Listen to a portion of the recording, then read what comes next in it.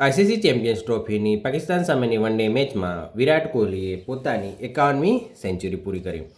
વિરાટ કોહલીએ ચોક્કો મારીને પોતાની સેન્ચુરી પૂરી કરી અને ભારતને જીત અપાવી.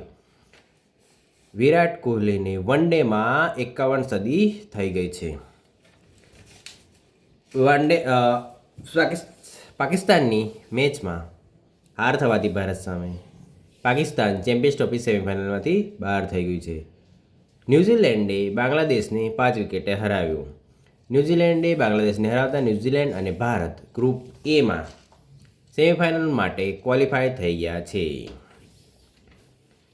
ગ્રુપ એમાં ન્યૂઝીલેન્ડ અને ભારત ચેમ્પિયન્સ ટ્રોફીની સેમિફાઇનલ માટે ક્વોલિફાય થઈ ગયા છે. ભારતની મેચ દુબઈમાં રમાશે અને ન્યૂઝીલેન્ડની મેચ પાકિસ્તાનમાં રમાશે.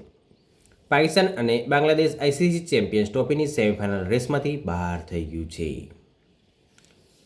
પાકિસ્તાન હોસ્ટ હોવા છતાં પાકિસ્તાન હવે ફક્ત હોસ્ટ જ કરશે, કોઈ મેચ રમે નહીં. હજી ગ્રુપ બીમાં રમાનારી સાઉથ આફ્રિકા અને ઓસ્ટ્રેલિયા વચ્ચેની મેચમાંથી જે ટીમ મેચ જીતશે એ ક્વોલિફાય થઈ જશે અને બીજી ટીમે રાહ જોવી પડશે બીજી મેચની. વિરાટ કોહલીએ પોતાની 51 સદી વન ડેમાં પૂરી કરી અને વિરાટ કોહલીએ વન ડે ઇતિહાસમાં 14,000 રન પૂરા કરી દીધા. રોહિત શર્માએ ફાસ્ટેસ્ટ ઓપનર જેણે 9,000 રન પૂરા કર્યા વન ઓપનર તરીકે. કોપા ડેલ રેમાં બાર્સેલોના અને એટલેટિકો ડી મેડ્રિડ વચ્ચે સેમિફાઇનલ રમાશે. લેગ 1 આજે રાત્રે 2 વાગ્યે અને કાલે રાત્રે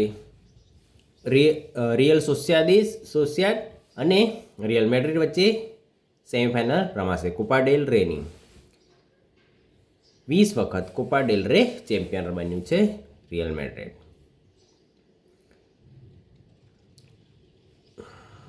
જો તમને વિડીયો સારો લાગે તો ચેનલને સબસ્ક્રાઈબ કરો, વિડીયોને લાઇક કરો. આપણે આ વિડીયોમાં 10 લાઇકનો ટાર્ગેટ રાખીએ છીએ.